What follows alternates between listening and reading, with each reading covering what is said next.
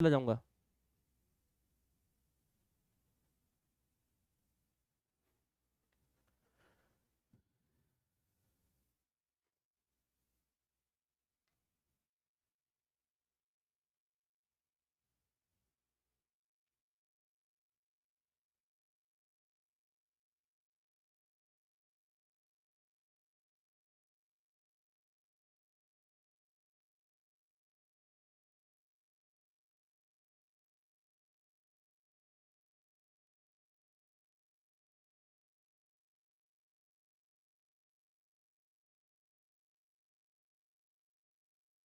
ठीक है। हेलो बच्चों, कैसे हैं आप लोग। तो एक बार मैं फिर हाजिर हूं अपने घर से। तो क्लास स्टार्ट होने से पहले मस्त होके बैठिएगा, चौड़े होके बैठिएगा, स्ट्रेस फ्री होकर बैठिएगा। बच्चों, अगर आपको आज मेरी आवाज आ रही है तो एक बार यस सर लिख दीजिए। अगर मेरी आवाज क्लियरली आपको आ रही है तो यस सर लिख दीजिए। एक बार यस सर लिख दीजिए। अगर मेरी आवाज क्लियरली आ रही है तो एक बार यस सर लिख दीजिए।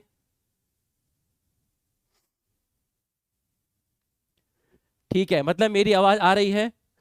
बच्चों, मैं पहली बार क्लास ले रहा हूं अपने घर से, तो थोड़ा सा मैं नर्वस हूं, क्योंकि घर पे स्टूडियो सेटअप किया है, तो कहीं कुछ ऐसा टेक्निकल ग्रेवेंस ना आ जाए, कोई टेक्निकल ग्लिचेस ना आ जाए। वैसे तो आएगी नहीं, है ना, 99.9% नहीं आएगी। बट फिर भी स्टूडियो में तो होता था, स्टूडियो पर्सन होते थे। यहाँ पर भी है, बैकअप में पूरा सपोर्ट है। तो थोड़ा सा मैं नर्वस हूँ कि कहीं क्लास खराब ना हो जाए, कहीं इंटरनेट ना चला जाए, कहीं कोई प्रॉब्लम ना आ जाए। वैसे आएगी नहीं, ठीक है।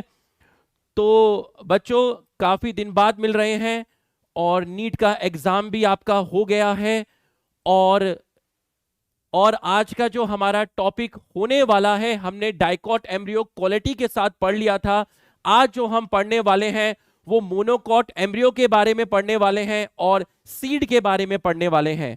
बट आपके पास बहुत सारे सवाल होंगे जिसका जवाब आपको नहीं मिला है, तो मैं उन सवालों के जवाब पहले आपको दूंगा। Sir, you didn't provide notes. Sir, आपने कहा था कि आप नोट्स प्रोवाइड करेंगे, हैंड रिटन नोट्स, तो आपने नोट्स क्यों नहीं प्रोवाइड किए। बच्चों, 7 मई को नीट का एग्जाम था तो मैं बहुत बिजी था। उसके बाद कोटा से दिल्ली ट्रेवल करना पड़ा था नीट का पेपर सॉल्व करने के लिए। उसके बाद कोटा से देहरादून फैमिली को लेके शिफ्ट हुए, तो 3-4 दिन वहां पर लग गए, इसलिए कल क्लास नहीं हो पाई। But my intention is not bad, मैं आदमी बुरा नहीं हूं, ठीक। संडे तक आपको कंप्लीट हैंड रिटन नोट्स मिलेंगे। कल ये चैप्टर फिनिश हो जाएगा और कुछ हैंड रिटन नोट्स आपको कल मिलेंगे फ्राइडे को, कुछ पोर्शन सैटरडे को मिलेगा और कुछ पोर्शन संडे को मिलेगा। मतलब मैं 3 पार्ट में आपको हैंड रिटन नोट्स प्रोवाइड करूंगा। प्लीज नाराज मत होइएगा, अच्छे से पढ़ा रहा हूं, बेहतरीन पीपीटी नोट्स दे रहा हूं। कारण था, थोड़ा सा हो जाता है, सपोर्ट करिएगा।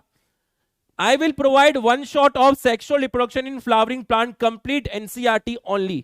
तो नेक्स्ट वीक में आपको sexual reproduction in flowering plant का 1 शॉट मिलने वाला है, जिसमें मैं पूरी एनसीईआरटी को यहां पर लगाऊंगा, एनसीईआरटी के पेजेस, और वर्ड टू वर्ड पूरा का पूरा पोस्टमार्टम कर दूंगा। एक पॉइंट भी एक्स्ट्रा नहीं बोलूंगा, जो लाइन एनसीईआरटी में है वही बोलूंगा।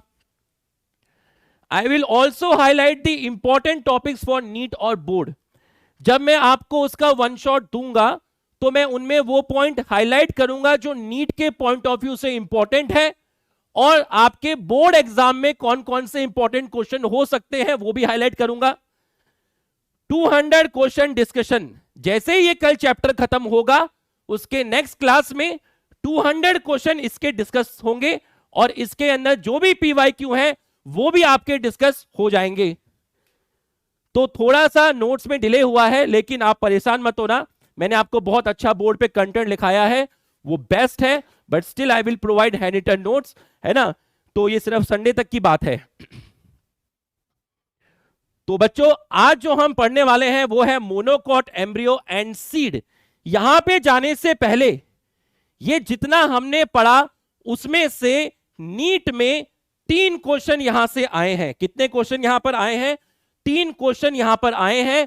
जल्दी से बताइए, large colourful fragrant flowers with nectar are seen in, आंख बंद करके आप लगा सकते हैं, insect pollinated plant, insect pollinated plant, insect pollinated plant.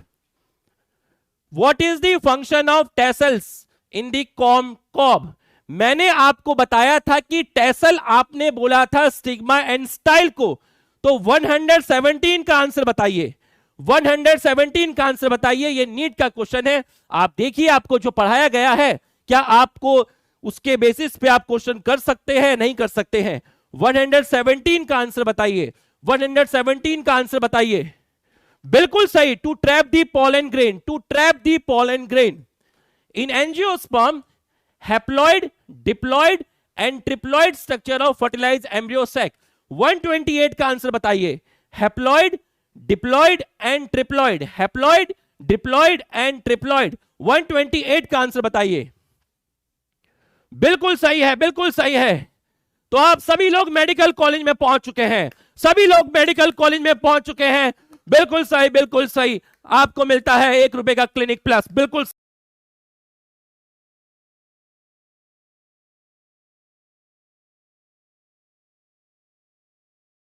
लोग मेडिकल कॉलेज में पहुंच चुके हैं। ये 3 क्वेश्चन आपके यहां से आए थे, 3 क्वेश्चन, जिसमें से 2 क्वेश्चन पॉलिनेशन के हैं। तो आप देख लीजिए पॉलिनेशन कितना हॉटस्पॉट टॉपिक रहा है, पॉलिनेशन से कितना आता है। बिल्कुल सही है।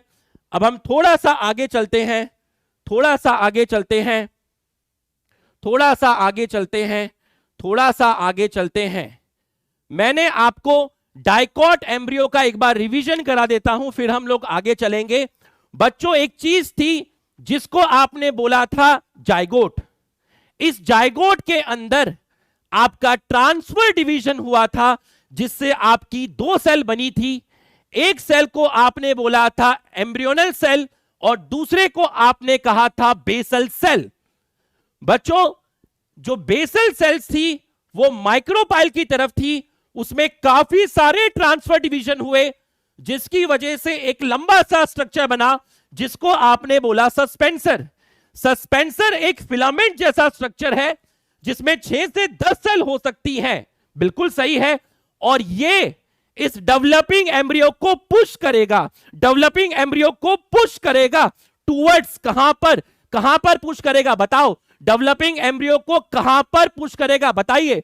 डेवलपिंग एम्ब्रियो को पुश करेगा टुवर्ड्स एंडोस्पर्म, टुवर्ड्स एंडोस्पर्म। उसके बाद एपिकल सेल जो है वही एम्ब्रियो बनाएगी। एपिकल सेल में डिवीजन हुआ तो 2 सेल एम्ब्रियो बना, फिर इसके अंदर वर्टिकल डिवीजन हुआ तो एम्ब्रियो 4 सेल स्टेज में आ गया, एम्ब्रियो 4 सेल स्टेज में आ गया।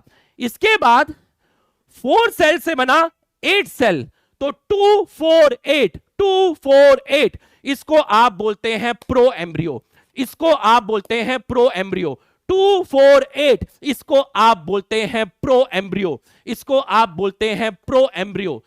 अब ये जो ऑक्टेन स्टेज है इसमें फिर से माइटोसिस हुआ तो बहुत सारी सेल बन गई और इसको आपने बोला globular embryo, globular embryo. Globular embryo में फिर से माइटोसिस हुआ तो एक इस तरीके का एम्ब्रियो बना जिसमें नीचे कुछ सेल्स ने 2 लोब की तरह शेप ले लिया, इसको बोला हार्ट शेप एम्ब्रियो।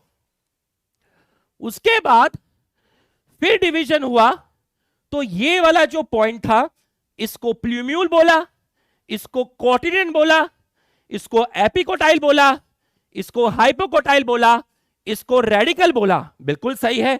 रेडिकल ने रूट बनाया तो रूट के ऊपर क्या होगा? Root cap. तो ये वाली जो सेल है ये रूट कैप बनाएगी, रेडिकल रूट बनाएगी और प्ल्यूम्यूल शूट बनाएगी। बिल्कुल सही है। अब आप मुझे बताइए, अब आप मुझे बताइए जिस पॉइंट पर एम्ब्रियोनल एक्सिस के जिस पॉइंट पर कोटिलिडन अटैच हो रहा था, एम्ब्रियोनल एक्सिस के जिस पॉइंट पर कोटिलिडन अटैच हो रहा था उसके upper part of embryonal axis को क्या बोलते हैं? लिख के बताइए। Upper part of embryonal axis को क्या बोलते हैं? एपिकोटाइल या हाइपोकोटाइल? लिख के बताइए। एपिकोटाइल या हाइपोकोटाइल? लिख के बताइए, लिख के बताइए। एपिकोटाइल या हाइपोकोटाइल, लिख के बताइए। एपिकोटाइल या हाइपोकोटाइल, लिख के बताइए, लिख के बताइए। एपिकोटाइल या हाइपोकोटाइल, ऊपर वाले पार्ट को क्या बोलेंगे? ऊपर वाले पार्ट को क्या बोलेंगे? एपिकोटाइल बोलेंगे, नीचे वाले को हाइपोकोटाइल बोलेंगे। तो ये आपने पढ़ लिया था, ये आपने पढ़ लिया था, ये आपने पढ़ लिया था, बिल्कुल सही है। तो आपने डाइकॉट एम्ब्रियो के बारे में पढ़ लिया था। अब आज की जो क्लास है बहुत मस्त होने वाली है, बहुत खतरनाक होने वाली है। एक बार सब लोग चैट बॉक्स में यस सर लिख दीजिए और क्लास स्टार्ट करने की परमिशन दे दीजिए। मैं क्लास स्टार्ट करने जा रहा हूं, जल्दी से यस सर लिख दीजिए। सभी लोग यस सर लिख दीजिए, सभी लोग यस सर लिख दीजिए, सभी लोग फटाफट यस सर लिख दीजिए, फटाफट यस सर लिख दीजिए। ठीक है, अब मैं फॉर्म में आ जाता हूं, अपनी फॉर्म में आ जाता हूं फटाफट। और नशा वो है जो धीरे धीरे चढ़ेगा, एकदम से जज मत करना क्लास को, धीरे धीरे तुम्हें पीक पे लेके जाऊंगा। जैसे लास्ट क्लास में जो पीक आया था वो आखिरी में आया था। तो बिल्कुल स्टार्ट किया जाए। स्ट्रक्चर ऑफ मोनोकॉट एम्ब्रियो से हम लोग स्टार्ट करेंगे, स्ट्रक्चर ऑफ मोनोकॉट एम्ब्रियो से हम लोग स्टार्ट करेंगे। बच्चों मोनोकॉट एम्ब्रियो का जब आप स्ट्रक्चर देखेंगे तो आप ध्यान से देखिएगा, ध्यान से देखिएगा। मोनोकॉट एम्ब्रियो के अंदर, मोनोकॉट एम्ब्रियो के अंदर आपका इस तरीके से एक स्ट्रक्चर प्रेजेंट है जो मैं आपको येलो कलर से दिखा रहा हूं। और ये जो चीज मैं आपको दिखा रहा हूं जो आपको ब्लू कलर से दिख रही है, ये जो ब्लू कलर से आपको दिखी, इस ब्लू वाले पार्ट को आपने बोला, इस ब्लू वाले पार्ट को, इस पूरे के पूरे ब्लू वाले पार्ट को आपने बोला embryonal axis, embryonal axis, embryonal axis. और ये जो येलो वाला पार्ट आपको दिखा, ये जो येलो वाला पार्ट आपको दिखा पूरा का पूरा, ये जो पूरा का पूरा येलो वाला पार्ट आपको दिख रहा है, इसको बोलते हैं कॉटिलिडन, इसको बोलते हैं कॉटिलिडन। तो ये जो येलो वाला पार्ट आपको दिखा, इसको मैं बोलूंगा कॉटिलिडन, इसको मैं बोलूंगा कॉटिलिडन, इसको मैं बोलूंगा कॉटिलिडन। पूरा फोकस करना, एकदम एकदम दिमाग में घुसा दूंगा कॉन्सेप्ट। तो मुझे बताइए इसमें कितनी कॉटिलिडन है? मोनोकॉट में कितनी कॉटिलिडन है? मोनोकॉट में एक कॉटिलिडन है। तो मोनोकॉट में जो कॉटिलिडन मिलती है उसको आप बोलते हैं स्क्यूटेलम, उसको आप बोलते हैं स्क्यूटेलम। मोनोकॉट में कॉटिलिडन का नाम है स्क्यूटेलम। कितनी कॉटिलिडन होती है? कितनी कॉटिलिडन होती है? इसके अंदर आपकी एक कॉटिलिडन होती है, बिल्कुल सही है। अब ये एम्ब्रियोनल एक्सिस है, तो मुझे बताइए, मुझे बताइए ये वाला पार्ट क्या होगा, एपिकोटाइल या हाइपोकोटाइल? लिख के बताइए, ये वाला पार्ट कौन सा होगा? ये वाला पार्ट होगा एपिकोटाइल, बिल्कुल सही है। और ये जो नीचे वाला पार्ट है एम्ब्रियोनल एक्सिस का, ये पार्ट कौन सा होगा? ये पार्ट जो होगा ये होगा आपका हाइपोकोटाइल। ऊपर वाला पार्ट कौन सा हो गया? एपिकोटाइल। नीचे वाला पार्ट कौन सा हो गया? हाइपोकोटाइल। तो आप मुझे बताइए, आप मुझे बताइए ये वाला पार्ट जो मैंने रेड रेड से किया है, ये वाला पार्ट जो मैंने रेड रेड से किया है, इसको मैं क्या लिखूं? बताइए एपिकोटाइल किसमें टर्मिनेट हो रहा था? एपिकोटाइल टर्मिनेट हो रहा था प्लूम्यूल में, बिल्कुल सही है। और हाइपोकोटाइल किसमें टर्मिनेट हो रहा था? हाइपोकोटाइल टर्मिनेट हो रहा था किसमें? रेडिकल में टर्मिनेट हो रहा था, बिल्कुल सही है। अब यहां पर कुछ स्पेशल चीज होती है जो मैं आपको बताना चाहूंगा, यहां पर कुछ स्पेशल चीज होती है जो मैं आपको बताना चाहूंगा। एपिकोटाइल टर्मिनेट हुआ प्लूम्यूल में, हाइपोकोटाइल टर्मिनेट हुआ रेडिकल में, बिल्कुल सही है। यहां पर प्लूम्यूल की कवरिंग होती है और रेडिकल की भी कवरिंग होती है। तो जो प्लूम्यूल की कवरिंग है, जो प्लूम्यूल की कवरिंग है, उसको हम बोलते हैं कॉलियोप्टाइल, कॉलियोप्टाइल। और जो रेडिकल की कवरिंग है उसको हम बोलते हैं कॉलियोराइजा, कॉलियोराइजा। बच्चों कॉलियोप्टाइल और कॉलियोराइजा, प्लूम्यूल की कवरिंग को बोला कॉलियोप्टाइल, रेडिकल की कवरिंग को बोला कॉलियोराइजा। ये स्ट्रक्चर डाइकॉट एम्ब्रियो में नहीं मिलते, ये स्ट्रक्चर मोनोकॉट एम्ब्रियो में मिलते हैं, ये स्ट्रक्चर मोनोकॉट एम्ब्रियो में मिलते हैं। और सभी मोनोकॉट में नहीं मिलते, ग्रास में मिलते हैं। सभी मोनोकॉट में नहीं मिलते, ग्रास में मिलते हैं, ग्रास में मिलते हैं। Epicotyl terminate into plumule, hypocotyl terminate into radical. Plumule की कवरिंग को बोला कॉलियोप्टाइल, रेडिकल की कवरिंग को बोला कॉलियोराइजा। कॉलियोप्टाइल और कॉलियोराइजा क्या डाइकॉट में है? नहीं है। मोनोकॉट में है? हां। सभी मोनोकॉट में है? नहीं है। ग्रास के अंदर है? बिल्कुल है, बिल्कुल है। तो ये जितने भी स्ट्रक्चर यहां लिखे हैं, कॉलियोराइजा 2n है, रेडिकल 2n है, हाइपोकोटाइल 2n है, एम्ब्रियोनल एक्सिस 2n है, ये भी 2n है, ये भी 2n है, और ये भी 2n है। यहां तक समझ में आया तो यस लिखिए, यहां तक समझ में आया तो यस लिखिए, फटाक से यस लिखिए। यहां तक समझ में आया तो मेरा कॉन्फिडेंस बढ़ाइए, यस लिखिए, जल्दी से यस लिखिए। Yes, only in grass, only in grass. जल्दी से यस लिखिए। यहां तक समझ में आया तो आप यस लिखिए, यहां तक समझ में आया तो आप यस लिखिए, फटाफट यस लिखिए। बिल्कुल सही है, ठीक है। अब कुछ सवाल के जवाब दीजिए, मुझे कुछ सवालों के जवाब दीजिए। मोनोकॉट एम्ब्रियो में नंबर ऑफ कोटिलिडन कितना है? नंबर ऑफ कोटिलिडन है कितना? Single. In grass family Poaceae, name of cotyledon, cotyledon का नाम है स्क्यूटेलम, कोटिलिडन का नाम है स्क्यूटेलम। इन ग्रास फैमिली पोएसी, ग्रास की फैमिली है पोएसी, कोटिलिडन का नाम है स्क्यूटेलम। अभी लिखने का समय दूंगा, अभी लिखने का समय दूंगा, लिखने का समय दूंगा, लिखने का समय दूंगा। लोकेशन ऑफ कोटिलिडन को अभी लिखने का समय दूंगा। कोटिलिडन की जो लोकेशन है वो एम्ब्रियोनल एक्सिस के लेटरल साइड में है, एम्ब्रियोनल एक्सिस के लेटरल साइड में है। कोटिलिडन की लोकेशन एम्ब्रियोनल एक्सिस के लेटरल साइड में है, बिल्कुल सही है। Location of cotyledon, location of cotyledon lateral side of embryonal axis, lower end of embryonal axis, lower end of embryonal axis, lower end of embryonal axis has lower end of embryonal axis has, क्या बोलेंगे? Has hypocotyl,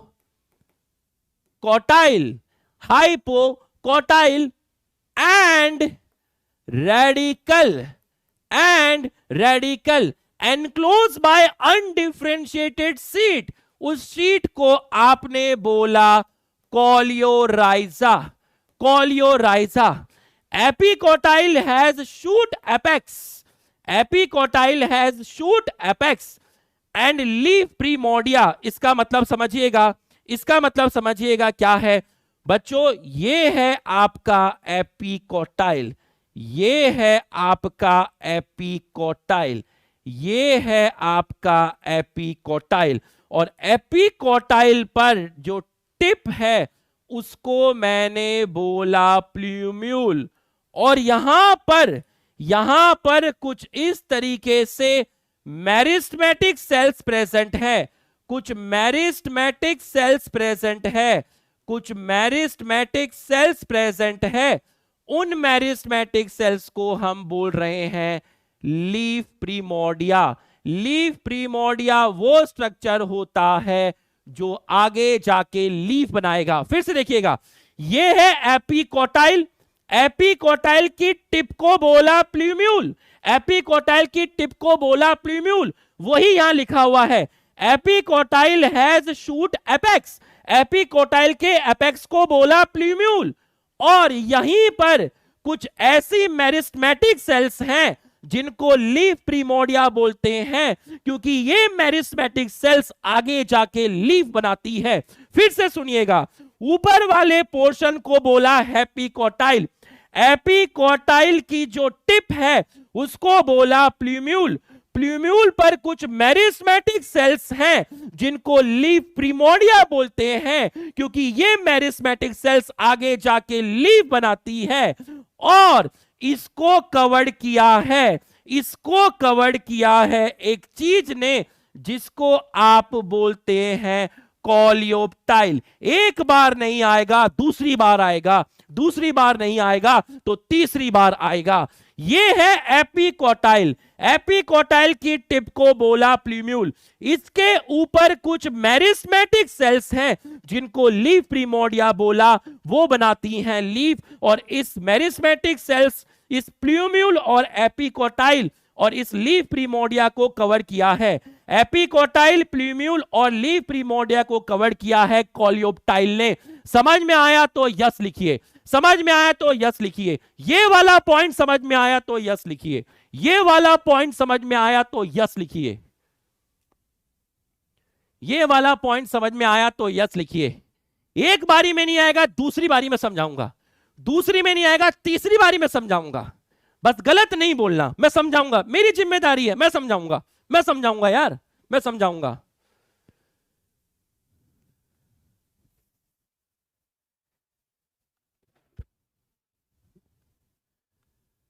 ठीक है, ये समझ में आया। Epicotyl has shoot apex, ये जो शूट एपेक्स वर्ड यूज किया गया है, ये वर्ड यूज किया है प्ल्यूम्यूल के लिए। लीफ प्रिमोर्डिया मतलब वो मेरिस्टेमेटिक सेल जो आगे जाके लीफ बनाएगी। Enclose in hollow फोलियर structure, enclose in hollow फोलियर structure, फोलियर structure, फोलियर word जो आता है वो लीफ के लिए आता है, और उस स्ट्रक्चर को आप बोलते हैं कोलियोप्टाइल, उसको आप बोलते हैं कोलियोप्टाइल, उसको आप बोलते हैं कोलियोप्टाइल। कितने कोटिडेंट? एक। कोटिडेंट का नाम स्क्यूटाइलम, बिल्कुल सही है। इसका प्लॉइडी लेवल भी कितना होगा? 2n होगा। कोटिडेंट की location lateral side, one side of embryonal axis, one side of embryonal axis, embryonal axis के ऊपर नहीं है, नीचे नहीं है, एक तरफ है, एक तरफ है, लेटरल साइड में है। Lower end of embryonal axis has, lower end of embryonal axis has hypocotyl and radical covered by coleorhiza. Epicotyl has shoot apex जिसको आपने बोला प्ल्यूम्यूल, और यहां पर आपकी होंगी कुछ मेरिस्टेमेटिक सेल्स जिनको बोला लीफ प्रिमोर्डिया, और ये पूरा स्ट्रक्चर कवर्ड होगा किससे? कोलियोप्टाइल से। बिल्कुल सही है। Coleoptile and coleorhiza present in all monocots, नहीं रे, नहीं रे, फ्यू मोनोकॉट्स। यहां तक समझ में आया तो यस लिखिए, और इसको यहां तक समझ में आया तो यस लिखिए, यहां तक समझ में आया तो यस लिखिए। अभी मैं आपको लिखने का समय भी दूंगा, यस लिखिए।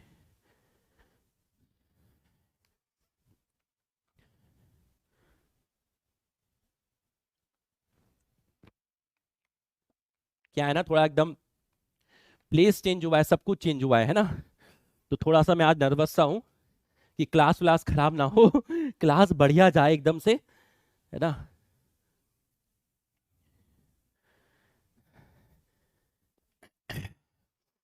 पर आपको पूरा समझाएंगे, अच्छे से समझाएंगे, पूरा का पूरा। पता है, मैं सच बताऊं तुम लोगों को, मतलब झूठ नहीं बोलूंगा, इमोशनल ब्लैकमेल, इमोशनल ड्रामा नहीं करूंगा। तो वैसे ही मैं थोड़ा सा वो था, क्लास कैसे लूंगा, ले पाऊंगा या नहीं ले पाऊंगा, डर लग रहा था यार, क्लास खराब ना हो जाए, ऐसा लग रहा था। ठीक है, ये इतने सारे इसमें तार वार होते हैं, कंप्यूटर में जोड़ने पड़ते हैं, तो मेरे को तार वार कभी जोड़े ही नहीं आज तक, है ना। एनी डेस्क, वेनी डेस्क, ये सब चीजें होती हैं। ठीक है, यहां तक आपको समझ में आ गया, यहां तक आपको समझ में आ गया? ठीक है, यहां तक आपको समझ में आ गया। अब आप ध्यान से एक चीज को देखिएगा, बहुत ध्यान से एक चीज को देखिएगा। आज मैं आपको चार्ट बना के दूंगा, कौन कौन से स्ट्रक्चर एन होते हैं, कौन कौन से 2n होते हैं, सारा चार्ट बना के दूंगा। ये देखिए, पूरा का पूरा चार्ट बना के दूंगा, पूरा का पूरा चार्ट बना के दूंगा, कौन सा n है, कौन सा 2n है, एक जगह पर ही दूंगा पूरा का पूरा। देखिएगा, स्ट्रक्चर ऑफ मोनोकॉट एम्ब्रियो में एक स्ट्रक्चर बनाया हुआ है एनसीईआरटी में, देखिएगा, जरा ध्यान से देखिएगा।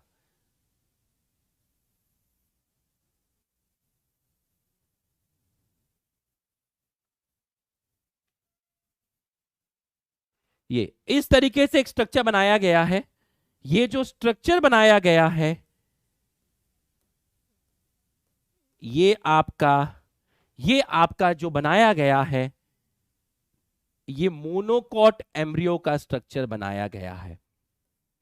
और एम्ब्रियो किसका पार्ट होता है? एम्ब्रियो सीड का पार्ट होता है। एम्ब्रियो किसका पार्ट होता है? सीड का पार्ट होता है। ध्यान से देखिएगा, ध्यान से देखिएगा, ध्यान से देखिएगा, पूरा का पूरा ध्यान से देखिएगा, पूरा का पूरा ध्यान से देखिएगा, एकदम फील कराऊंगा, पूरा का पूरा फील कराऊंगा। आप मुझे ये बताइए, एक चीज होती है ओवरी, बिल्कुल सही है, एक चीज होती है ओवरी, और ओवरी की वॉल जो होती है, ओवरी की होती है वॉल, तो ये है आपकी वॉल ऑफ ओवरी, ये है आपकी वॉल ऑफ ओवरी, बिल्कुल सही है।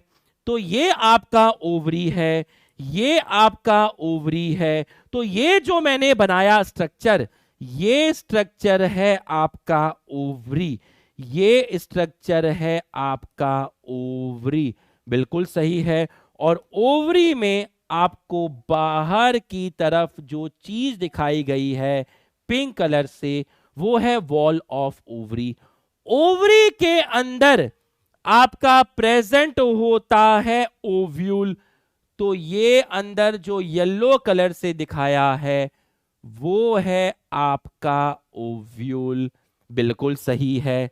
और ओव्यूल की कवरिंग को, ओव्यूल की जो कवरिंग थी उसको आप बोलते थे इंटेग्यूमेंट, बिल्कुल सही है। ओव्यूल की कवरिंग को आप बोलते थे इंटेग्यूमेंट। ध्यान से समझिएगा, एकदम ध्यान से समझिएगा, पूरा का पूरा ध्यान से समझिएगा। चलो इसको मैं एक काम करता हूं, अच्छे से समझाने के लिए एक अच्छी से स्लाइड पे ले लेता हूं, ठीक है। जल्दबाजी का काम शैतान का। देखिएगा, ध्यान से देखिएगा, अभी आपको लिखने का समय दूंगा, घबराना मत, पूरा लिखने का समय दूंगा, पूरा लिखने का समय दूंगा। ये है आपका ओवरी, इसको मैं बोल रहा हूं ओवरी। और ओवरी के चारों तरफ आपको दिख रही है वॉल ऑफ ओवरी, आपको दिख रही है वॉल ऑफ ओवरी। और ओवरी के अंदर आपको दिख रहा है एक चीज जिसको मैंने बोला ओव्यूल। और ओव्यूल के बाहर आपको एक कवरिंग दिख रही है जिसको मैंने बोला इंटेग्यूमेंट, जिसको मैंने बोला इंटेग्यूमेंट। ओव्यूल के बाहर की कवरिंग को बोला इंटेग्यूमेंट। ओवरी के बाहर है वॉल ऑफ ओवरी। तो बच्चों, जब फर्टिलाइजेशन हो जाएगा, आफ्टर फर्टिलाइजेशन, फर्टिलाइजेशन के बाद, फर्टिलाइजेशन के बाद जो ओवरी है वो क्या बनाएगी? ओवरी ने आपका एक चीज बनाया, इसको हमने बोला फ्रूट। ओवरी ने एक चीज बनाया जिसको मैंने बोला फ्रूट। ओव्यूल ने एक चीज बनाई, ओव्यूल ने एक चीज बनाई जिसको मैंने बोला सीड, जिसको मैंने बोला सीड। और जो इंटेगुमेंट था, जो इंटेगुमेंट था वो कन्वर्ट हो गया सीड कोट में। इंटेगुमेंट कन्वर्ट हो गया किसके अंदर? सीड कोट में। किसमें कन्वर्ट हो गया? सीड कोट में। और ओवरी की वॉल बन गई, ओवरी की वॉल बन गई अब फ्रूट की वॉल। ओवरी की वॉल बन गई अब फ्रूट की वॉल। ओवरी की वॉल बन गई अब फ्रूट की वॉल। और फ्रूट की वॉल, जो वॉल है किसकी? फ्रूट की। फ्रूट की वॉल को बोलते हैं आप पेरिकार्प। तो ध्यान से समझिएगा, ओवरी कन्वर्ट हुआ फ्रूट में, ओव्यूल कन्वर्ट हुआ सीड में, ओव्यूल की कवरिंग इंटेगुमेंट ने बनाई सीड की कवरिंग, जिसको आपने बोला सीड कोट, और वॉल ऑफ ओवरी ने बनाया वॉल ऑफ फ्रूट, जिसको आपने बोला पेरिकार्प, जिसमें आपने बोला पेरिकार्प। तो आपको पेरिकार्प और सीड कोट अलग अलग दिख रहे हैं, आपको पेरिकार्प और सीड कोट अलग अलग दिख रहे हैं, आपको पेरिकार्प और सीड कोट अलग अलग दिख रहे हैं। यहां तक समझ में आया तो यस लिखिए, यहां तक समझ में आया तो यस लिखिए फटाक से। यहां तक टाइम टेबल की बात करूंगा, टाइम टेबल की बात करूंगा। यहां तक समझ में आया तो यस लिखिए, यहां तक समझ में आया तो यस लिखिए, फटाफट यस लिखिए, फटाफट यस लिखिए। अभी मैं आपको लिखने का समय दूंगा, फटाफट यस लिखिए, फटाफट यस लिखिए, फटाफट यस लिखिए। यहां तक समझ में आया तो फटाफट यस लिखिए, फटाफट यस लिखिए। यहां तक समझ में आया तो यस लिखिए। लेकिन जो मोनोकॉट है, ये जो मोनोकॉट का सीड आपको दिख रहा है, ये जो मोनोकॉट का सीड आपको दिख रहा है, इसके अंदर क्या होता है? इसके अंदर बाहर जो कवरिंग होती है, ये जो कवरिंग आपको दिख रही है बाहर, ये जो मोनोकॉट का सीड, सीड के अंदर क्या है? सीड के अंदर एम्ब्रियो है, सीड के अंदर सीड कोट है, सीड के अंदर एम्ब्रियो है, सीड के अंदर एंडोस्पर्म हो भी सकता है और नहीं भी हो सकता है। मैंने आपको बताया था कि जो मोनोकॉट सीड होते हैं उनमें जनरली एंडोस्पर्म मिलता है, डाइकॉट सीड में जनरली एंडोस्पर्म एब्सेंट होता है। तो ऐसा कोई जरूरी नहीं है कि सीड के अंदर एंडोस्पर्म मिलेगा ही मिलेगा। मोनोकॉट सीड के अंदर मोस्टली सीड एंडोस्पर्म मिलता था, डाइकॉट सीड में जनरली एंडोस्पर्म नहीं मिलता था। तो सीड का पार्ट क्या हो गया? एम्ब्रियो हो गया। सीड का पार्ट क्या हो गया? सीड का पार्ट क्या हो गया? एम्ब्रियो हो गया। सीड कोट हो गया, सीड कोट हो गया, एम्ब्रियो हो गया और कॉटिलिडन हो गया। डाइकॉट के अंदर 2 कॉटिलिडन होता है, मोनोकॉट के अंदर 1 कॉटिलिडन होता है, डाइकॉट के अंदर 2 कॉटिलिडन होता है, मोनोकॉट के अंदर 1 कॉटिलिडन होता है।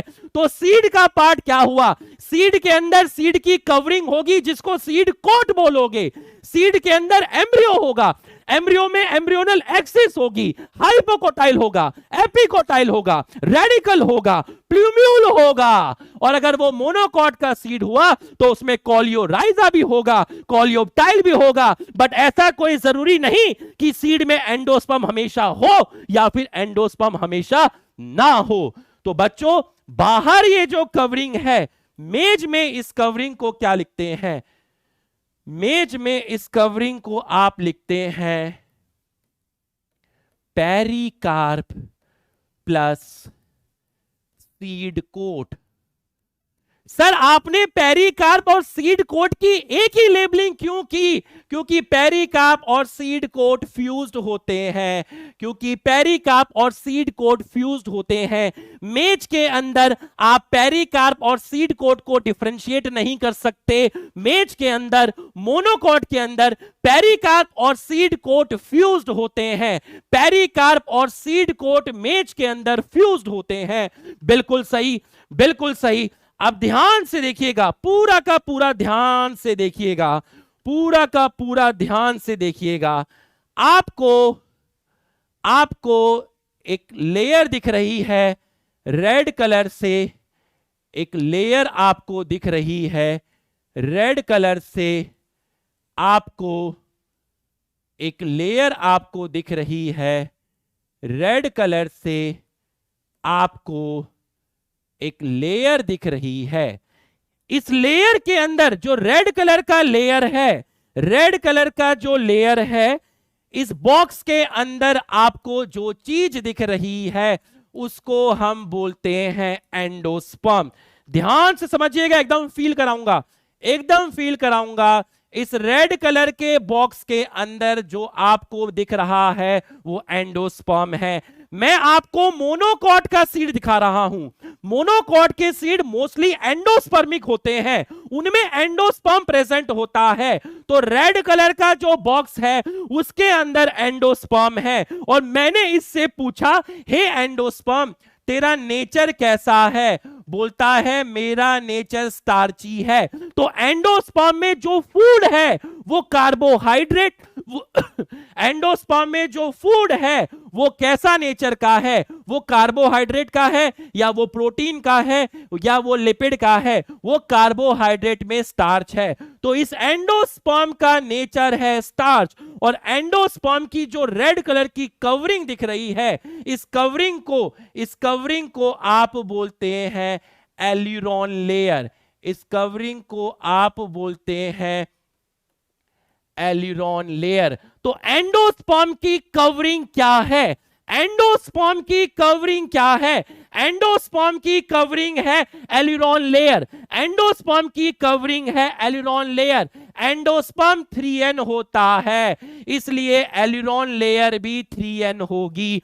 एंडोस्पर्म 3n है, इसलिए एल्यूरोन लेयर भी 3n है। ये पूरा का पूरा मोनोकॉट सीड का डायग्राम है, जिसके अंदर पेरिकार्प और सीड कोट की एक ही लेबलिंग की गई है। लेकिन सर यहां पर आपने पेरिकार्प को अलग दिखाया, सीड कोट को अलग दिखाया, लेकिन यहां पर आपने दोनों की लेबलिंग एक क्यों दिखाई? क्योंकि पेरिकार्प और सीड कोट फ्यूज्ड है, आप इनके बीच में डिफरेंशिएट नहीं कर सकते। और एंडोस्पर्म का जो नेचर है वो स्टार्ची है, मतलब इसमें स्टार्च प्रेजेंट है। और इस एंडोस्पर्म की कवरिंग को बोलते हैं एल्यूरोन लेयर।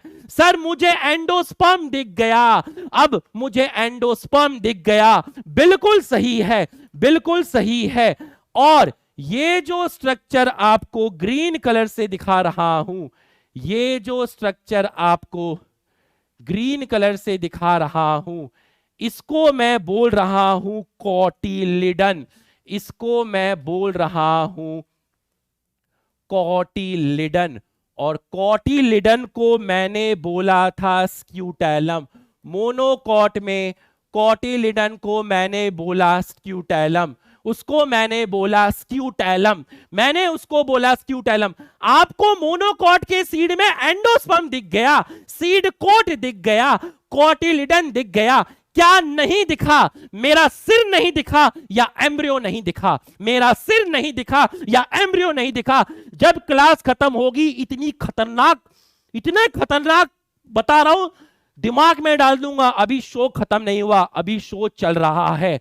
तुम्हें घर पे जाके पढ़ने की जरूरत नहीं पड़ेगी, मैं बता रहा हूं, ठीक है? क्या नहीं दिखा? मेरा सिर नहीं दिखा या एम्ब्रियो नहीं दिखा? नेशन वांट्स टू नो, क्या नहीं दिखा? मेरा सिर नहीं दिखा या एम्ब्रियो नहीं दिखा? बता जरा, बता क्या नहीं दिखा अभी तक? क्या नहीं दिखा? क्या मांगता है रे? मेरा सिर या embryo? Embryo embryo embryo embryo. Sir embryo नहीं दिखा, एम्ब्रियो नहीं दिखा, एम्ब्रियो नहीं दिखा। मांगता है ना? ए दीवाने, अरे दीवाने, इधर देख एम्ब्रियो दिखाता हूं तेरे को, इधर देख तेरे को एम्ब्रियो दिखाता हूं। ध्यान से देखिएगा, ध्यान से देखिएगा, पूरा का पूरा ध्यान से देखिएगा। ये और ये, उसके बाद ये और ये। अब ध्यान से देख, ध्यान से देख कैसे दिखाते हैं। ये जो व्हाइट व्हाइट दिखाया, इस व्हाइट व्हाइट को बोलते हैं एपिकोटाइल। इस व्हाइट व्हाइट को बोलते हैं एपिकोटाइल। और ये जो रेड रेड दिखाया, इस रेड रेड को बोलते हैं प्ल्यूम्यूल। इसको बोलते हैं प्ल्यूम्यूल। तो मुझे बता, अगर ये व्हाइट व्हाइट एपिकोटाइल है, एपिकोटाइल किसमें टर्मिनेट होता था? प्ल्यूम्यूल में टर्मिनेट होता था। इसलिए एपिकोटाइल के पीछे जो रेड रेड दिखाया वो प्ल्यूम्यूल दिखाया। तो मुझे बता, अगर तुझे समझ में आया तो मुझे बता, अगर तुझे समझ में आया तो मुझे बता दे, मुझे बता दे ये व्हाइट व्हाइट क्या है, मुझे बता दे ये व्हाइट व्हाइट क्या है, बता दे मुझे ये व्हाइट व्हाइट क्या है। तूने बता दिया तो तेरा सिलेक्शन आज ही पक्का। बता, अगर ये व्हाइट व्हाइट एपिकोटाइल है, एपिकोटाइल के पीछे जो है वो प्लूम्यूल है, तो बता ये व्हाइट व्हाइट क्या है, लिख के बता ये व्हाइट व्हाइट क्या है, ये व्हाइट व्हाइट क्या है, लिख के बता, लिख के बता ये व्हाइट व्हाइट क्या है, लिख के बता, लिख के बता। Hypocotyl, hypocotyl, hypocotyl, hypocotyl, hypocotyl, hypocotyl, hypocotyl. यही मांगता था साला, यही मांगता था, अरे यही मांगता था दीवाने। अगर ये हाइपोकोटाइल है, ये हाइपोकोटाइल है, ये हाइपोकोटाइल है, तो बताइए ग्रीन वाला क्या है, बताइए ग्रीन वाला क्या है, बताइए ग्रीन वाला क्या है, ये ग्रीन वाला क्या है, बता रे, ए बता रे, ए दीवाने, ए बताना, ए बताना, ए बता ये ग्रीन वाला क्या है, अरे बताना, ए माँ, ए बताना क्या है ये ग्रीन ग्रीन क्या रे, ए बोलना, ए बोलना, ये ग्रीन ग्रीन क्या है रे, ग्रीन ग्रीन क्या है रे, जल्दी बोल रे। रेडिकल, रेडिकल, रेडिकल, रेडिकल, अरे रेडिकल, रेडिकल, रेडिकल, रेडिकल, अरे रेडिकल, रेडिकल, रेडिकल, रेडिकल, ये है रेडिकल, ये है रेडिकल, ये है रेडिकल। अरे घुसा दूंगा रे खोपड़े में। शुरुआत कैसी हुई मैटर नहीं करता रे, एंडिंग देखना भाई, एंडिंग कितनी तकड़ी करेगा देखिएगा। बिल्कुल सही है, बिल्कुल सही है, बिल्कुल सही है।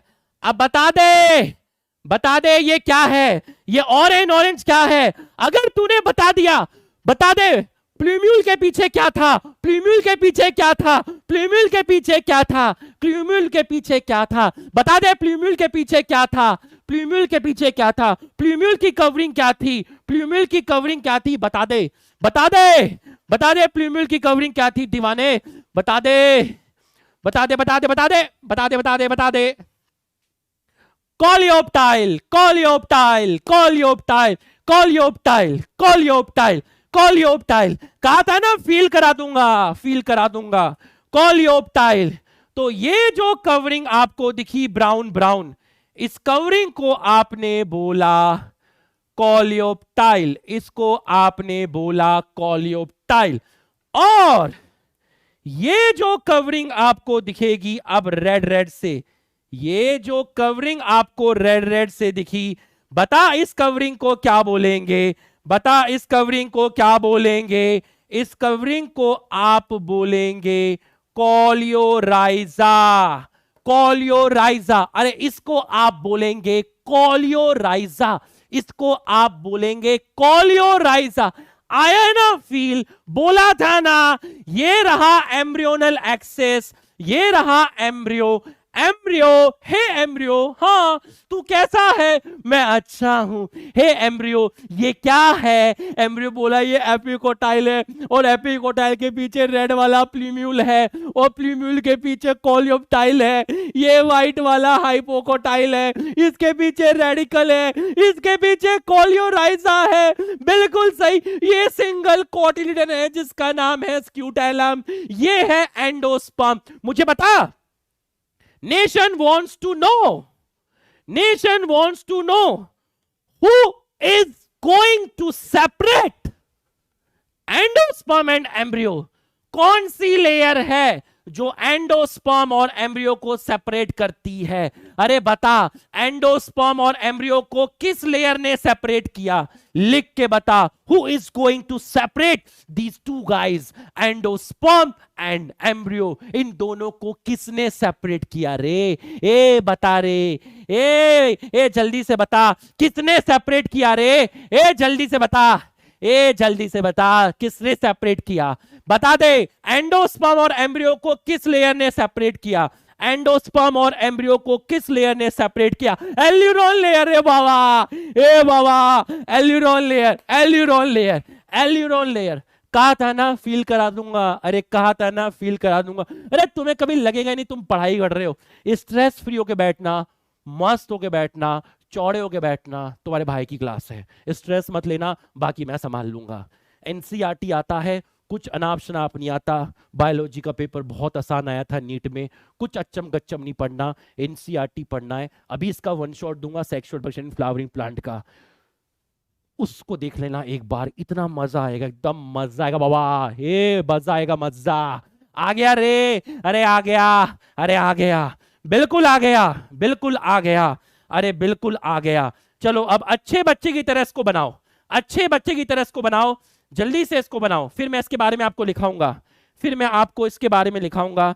अच्छे बच्चों की तरह इसको बनाइए, अच्छे बच्चों की तरह इसको बनाइए, जल्दी से बनाइए, जल्दी से बनाइए, फटाफट बनाइए, अच्छे बच्चों की तरह इसको बनाइए, जल्दी से बनाइए। वो वीडियो भी इसी वीक में आ जाएगा, टाइम टेबल वाली वीडियो मैं शूट कर लूंगा, स्टूडियो लग गया घर में, अब कोई दिक्कत नहीं है, आराम से। अब तो शूट ही करना है, अब तो कुछ काम है ही नहीं, है ना। तो अब इसी वीक में वो वीडियो आ जाएगा टाइम टेबल वाला। ठीक है, थोड़ा डिले इसलिए हुआ, आपको मैंने बता दिया डिले का कारण, है ना। कोटा से पहले दिल्ली गए, दिल्ली से फिर कोटा आए, कोटा से बाल बच्चों को लेके देहरादून में आए, यहाँ स्टूडियो लगवाया, इंटरनेट लगवाया, फिर थोड़ा सा ट्रेनिंग ली, है ना। तो ये इसी में 4 5 6 दिन चले गए थे, है ना, इसलिए कल क्लास नहीं हो पाई थी। वरना पूरे साल में कोई क्लास कैंसिल नहीं होगी ना, कोई रीशेड्यूल होगी, बता रहा हूँ, पूरा का पूरा कहीं नहीं होगी। वो बस इस वजह से हुई क्योंकि शिफ्टिंग की वजह से थी, बाकी कहीं नहीं होगी। हाँ, कहीं अगर किसी ने, चिड़िया ने इंटरनेट का तार काट दिया, है ना, तो अलग बात है, नहीं तो कभी कब वो नहीं होगी। उसके लिए भी मैं बैकअप में एक रिकॉर्डेड लेक्चर रखूंगा, कभी अगर ऐसा हो गया किसने तार काट दिया, है ना, तो एक रिकॉर्डेड लेक्चर डलवा दूंगा बैकअप में, पर ऐसा होगा नहीं, है ना। लिखो, जल्दी जल्दी लिखो।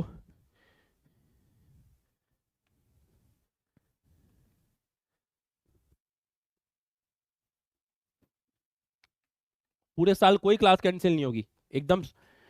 12 लेक्चर दिए थे, 12 लेक्चर में खत्म करेंगे, आज 11वां है, कल 12वां है। फिर शुरू होगा खेल बड़ा, प्रिंसिपल ऑफ इनहेरिटेंस। लिखो, जल्दी से लिख लीजिए।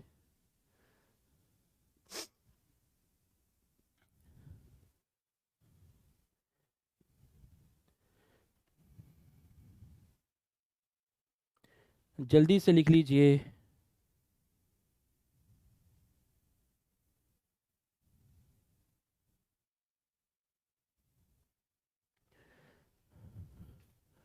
जल्दी से लिख लीजिए।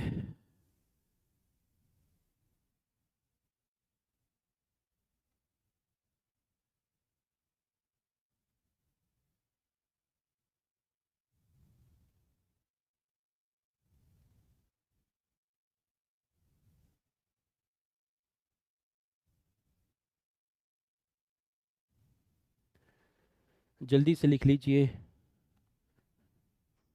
Done done done.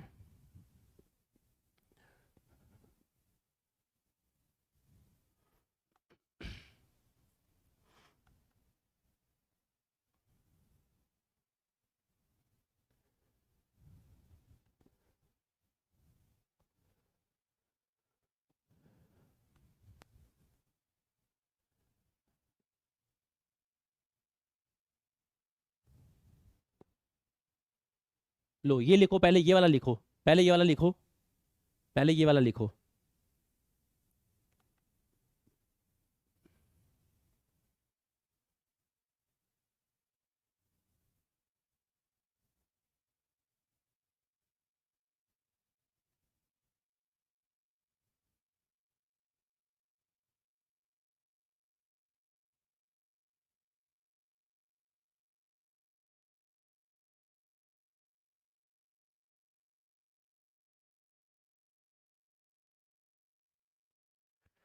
लिखो फटाफट फटाफट फटाफट।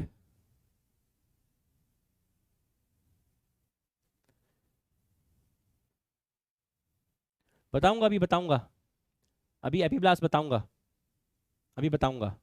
अभी यहां तक पढ़ाया था ना, यहीं तक पढ़ाया था, अभी एपीब्लास्ट बताऊंगा।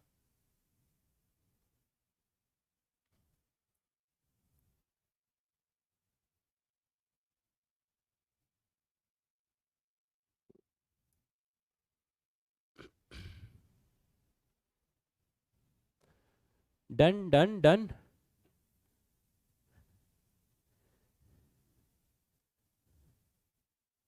यस यस, सो रहा है घर में, नीचे सो रहा है वो। अभी बताता हूँ एपीब्लास्ट, अभी बताता हूँ। डन।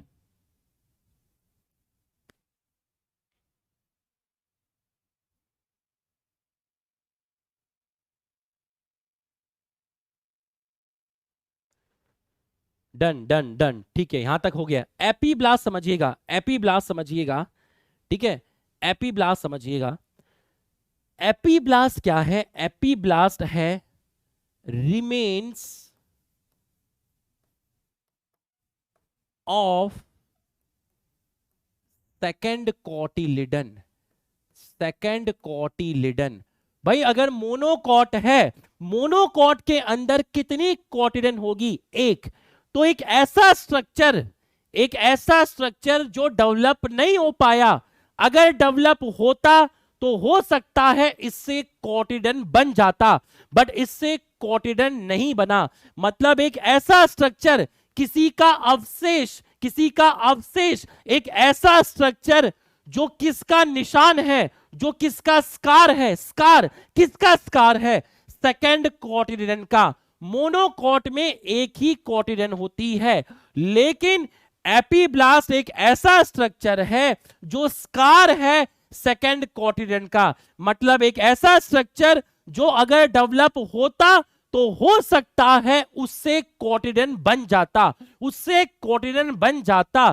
तो remains of second cotyledon is called epiblast, is called epiblast. ये स्ट्रक्चर भी आपका होगा 2n, ये स्ट्रक्चर भी आपका होगा 2n। तो एक ऐसा स्ट्रक्चर जो आगे अगर डेवलप होता तो एक कोटिलिडन बना सकता था, बट नहीं डेवलप हुआ, तो remains of second cotyledon is called epiblast. अब आप ध्यान से देखिएगा, ध्यान से पूरा का पूरा फोकस करिएगा, पूरा का पूरा फोकस करिएगा।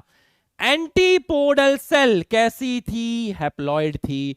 सिनर्जिड कैसा? हैप्लॉइड। Polar nucleus haploid.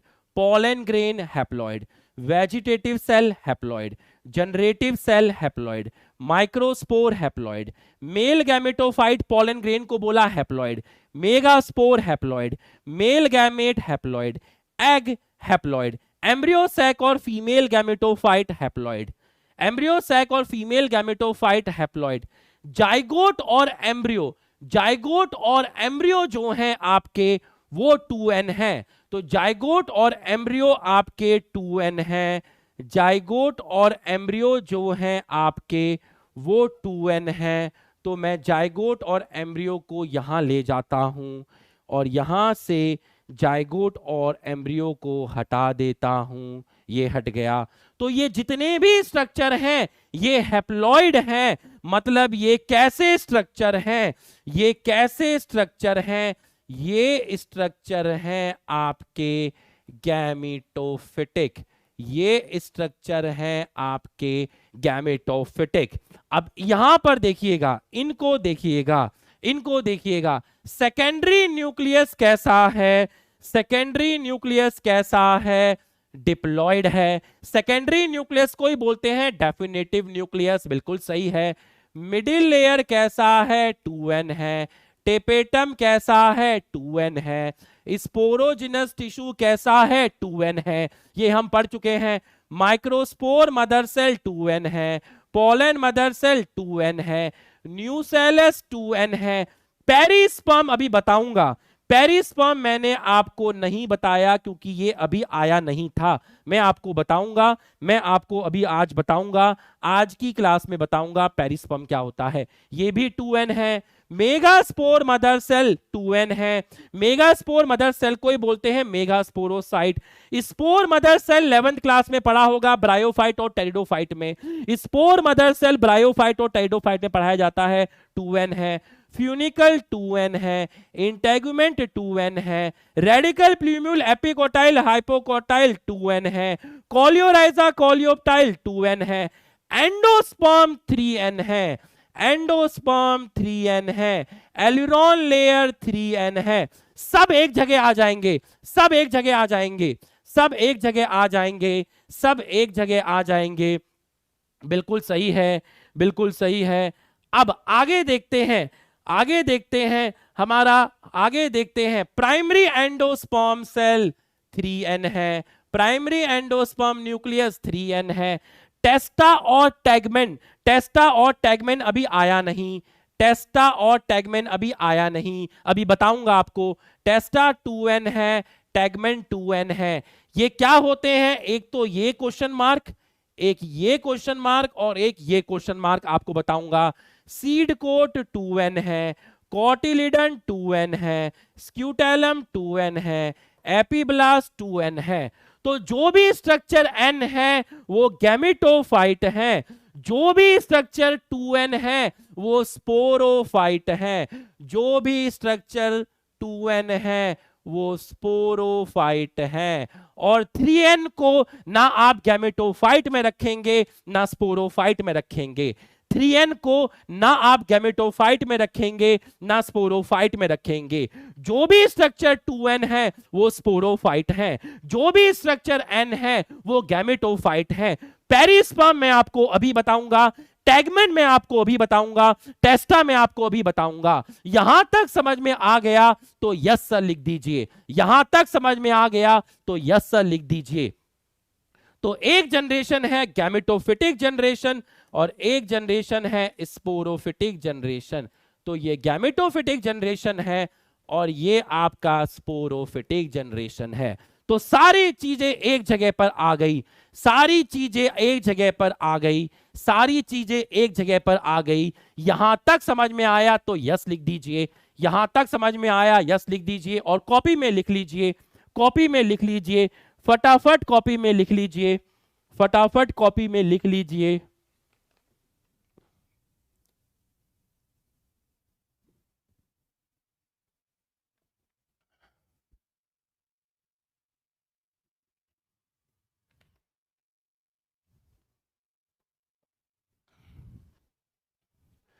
फटाफट कॉपी में लिख लीजिए,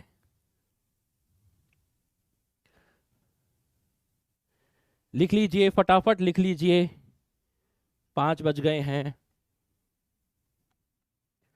जल्दी से लिख लीजिए। 4 से 4 मिनट का टाइम दूंगा, 3 से 4 मिनट का टाइम दूंगा, पूरा लिख लीजिए। ये n है, ये 2n है और जहां पर 3n है वो ग्रीन पेन से लिखा हुआ है। तो जो 3n है उसको मैं ना गैमेटोफाइट बोल रहा हूं ना मैं स्पोरोफाइट बोल रहा हूं। लिख लीजिए, 2 मिनट का टाइम दिया जाएगा। बैक स्लाइड पे जाएंगे, अभी बैक स्लाइड में वो छोटा सा पोर्शन था ओवरी वाला, वो कर जाएंगे, अभी जाएंगे, अभी जाएंगे, उस पर जाएंगे, अभी जाएंगे। अभी मैं आपको वो पॉइंट लिखाऊंगा, एलिरॉन लेयर क्या था वो सब लिखाऊंगा। अभी नेक्स्ट स्लाइड में वही सब आएगा, एलिरॉन लेयर वो सब आएगा।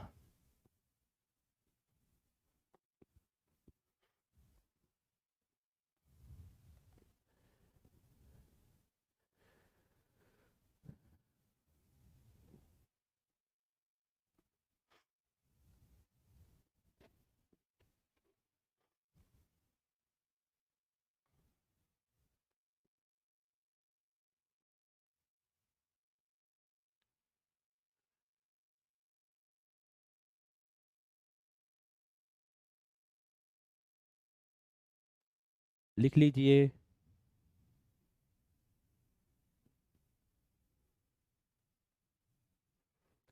नेक्स्ट वीक में मैं आपको वन शॉट दूंगा, नेक्स्ट वीक के एंड तक मैं आपको वन शॉट दूंगा सेल साइकिल और सेल डिवीजन का, माइटोसिस मियोसिस वाले चैप्टर का। मैंने आपसे कहा था जब प्रिंसिपल ऑफ इनहेरिटेंस चालू होगा तो मैं आपको एक वन शॉट दूंगा। तो मैं प्लान कर रहा हूं कि आपको एवरी वीक 11th के एक चैप्टर का वन शॉट दे दूं, एवरी वीक। तो नेक्स्ट वीक के एंड तक आपके पास सेल साइकिल और सेल डिवीजन का आ जाएगा।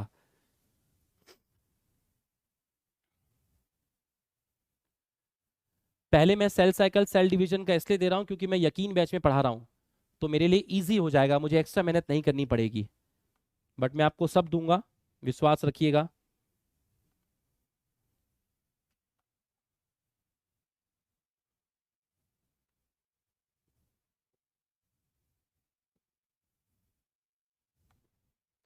यस, आगे बढ़ूं, गो अहेड, आगे बढ़ूं। Noted, noted. अरे दीवाने, नोटेड, लिख लिया? जल्दी लिख लो, फिर कहोगे मास्टर लिखने का समय नहीं देता। सब मिलेगा, सब मिलेगा, एवरी वीक एक मिलेगा, सब मिलेगा।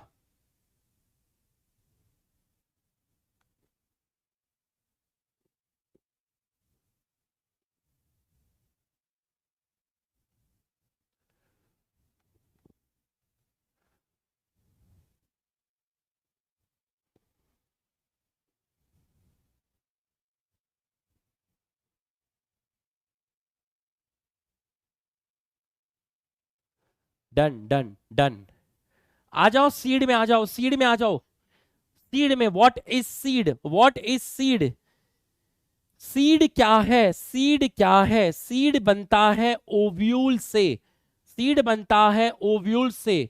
तो after fertilisation, after fertilisation, after fertilisation, after fertilisation, after fertilisation, ovule change into, ovule change into seed. तो अगर मैं कहूं कि एक राइपेंड, एक राइपेंड ओव्यूल, एक राइपेंड ओव्यूल, राइपेंड ओव्यूल, जैसे फ्रूट राइपनिंग आपने पढ़ी है, फ्रूट, आम, कच्चा आम, आम पक गया, आम के पकने को, फ्रूट के पकने को बोलते हैं राइपनिंग, राइपनिंग। ऐसे ही मैंने ओव्यूल के लिए वर्ड यूज किया राइपेंड। तो एक राइपेंड ओव्यूल मतलब फर्टिलाइजेशन के बाद ओव्यूल चेंज हो जाता है सीड में। Where it is formed, seed कहां बनते हैं? सीड बनते हैं इनसाइड फ्रूट, सीड बनते हैं इनसाइड फ्रूट। बिल्कुल सही है। What is the final product of sexual reproduction in angiosperm? Angiosperm में सेक्सुअल रिप्रोडक्शन का फाइनल प्रोडक्ट क्या है? Seed, part of seed, part of seed. Seed का पहला पार्ट है सीड कोट। बताओ जरा सीड कोट कहां से बनता था? सीड कोट कहां से बनता था? बताइए मुझे। Integument of ovule forms, integument of ovule forms seed coat, integument of ovules forms seed coat। और ये जो सीड कोट होता है इसकी दो लेयर होती है। सीड कोट को आप दो पार्ट में डिवाइड कर सकते हो। सीड कोट को आप दो पार्ट में डिवाइड कर सकते हो। एक आउटर पार्ट है और एक आपका इनर पार्ट है। तो सीड कोट आपका कितने पार्ट में डिवाइड हो गया? सीड कोट आपका दो पार्ट में डिवाइड हो गया। आउटर सीड कोट की जो आउटर लेयर है उसको आप बोलते हैं टेस्टा, उसको आप बोलते हैं टेस्टा। और जो इनर लेयर होती है उसको बोलते हैं टैगमेंट। तो सीड कोट दो लेयर में डिवाइड होता है, आउटर लेयर और इनर लेयर, आउटर लेयर और इनर लेयर। सीड कोट में दो लेयर हैं। Seed coat divided into two layer. Outer को बोला टेस्टा, इनर को बोला टैगमेंट। आउटर को बोला टेस्टा, इनर को बोला टैगमेंट। आपको टेस्टा के बारे में पता चल गया, क्वेश्चन मार्क हटा देता हूं। टैगमेंट आपको पता चल गया, क्वेश्चन मार्क हटा देता हूं। टेस्टा हो गया, टैगमेंट हो गया। सीड कोट की आउटर लेयर टेस्टा, सीड कोट की इनर लेयर टैगमेंट। दो चीजें आपको पता चल गई। कॉटिलिडन, कॉटिलिडन, इसके अंदर अगर मैं कॉटिलिडन की बात करता हूं सीड के अंदर, तो बच्चों डाइकॉट के अंदर अगर मैं आपसे बात करूं, डाइकॉट के अंदर आपकी कितनी कॉटिलिडन है? डाइकॉट के अंदर आपकी दो कॉटिलिडन है। और जो मोनोकॉट है, मोनोकॉट के अंदर आपका सिंगल कॉटिलिडन है। बिल्कुल सही है, अरे बिल्कुल सही है। तो अगर मैं आपसे बात करता हूं, अगर मैं आपसे बात करता हूं कॉटिलिडन, बिल्कुल सही। एम्ब्रियोनल एक्सिस, एम्ब्रियोनल एक्सिस के कौन कौन से पार्ट हैं? एम्ब्रियोनल एक्सिस के पार्ट हैं एपिकोटाइल। और कौन से पार्ट हैं? हाइपोकोटाइल। और कौन से पार्ट हैं? प्लूम्यूल, पढ़ चुके हैं। और कौन से पार्ट हैं? रेडिकल। तो ये वाले जो पार्ट हैं, ये वाले जो पार्ट हैं, ये पार्ट आपके दोनों में मिलेंगे, both dicot and monocot, both dicot and monocot seed दोनों के अंदर मिलेगा। लेकिन याद करिए, अभी अभी मैंने आपको बताया था कोलियोराइजा, अभी अभी मैंने आपको बताया था कोलियोराइजा और कोलियोप्टाइल ये ग्रास के अंदर प्रेजेंट थे और ग्रास मोनोकॉट होता है, ग्रास मोनोकॉट होता है।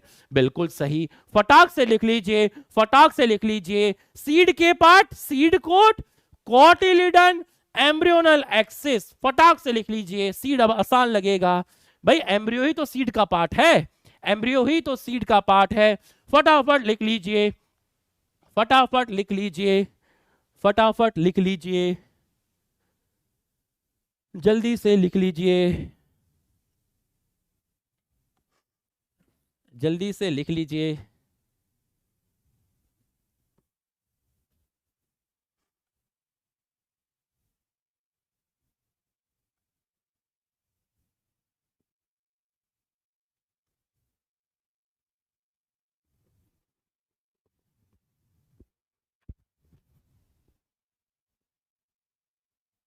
जल्दी से लिख लीजिए, जल्दी से लिख लीजिए।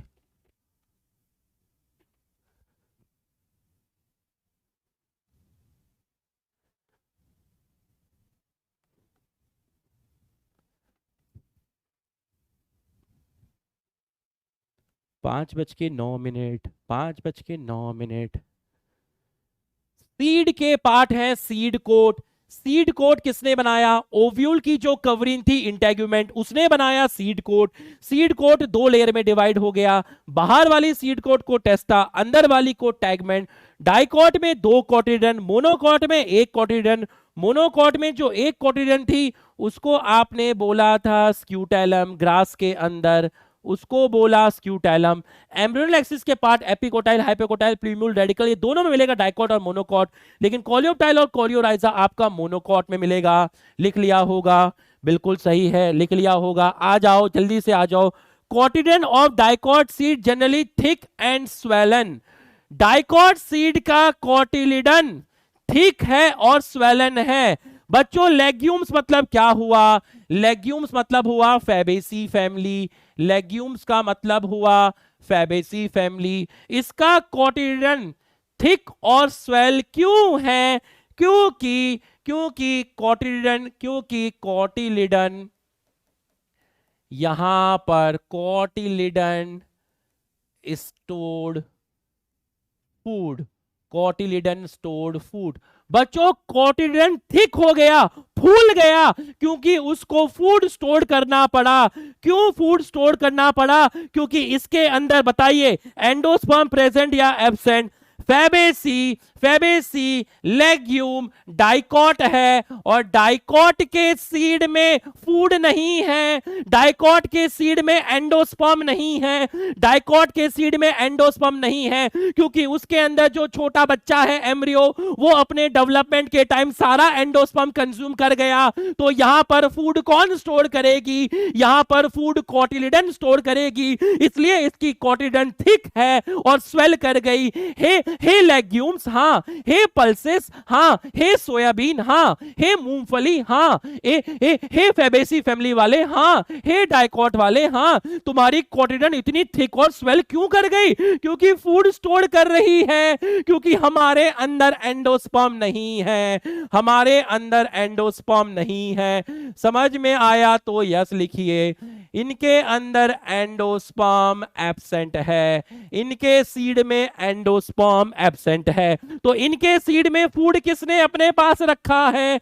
कोटिलिडन ने रखा है। समझ में आया तो यस लिखिए। डाइकोट सीड मोस्टली, डाइकोट के जो सीड होते हैं वो मोस्टली नॉन एंडोस्पर्मिक होते हैं।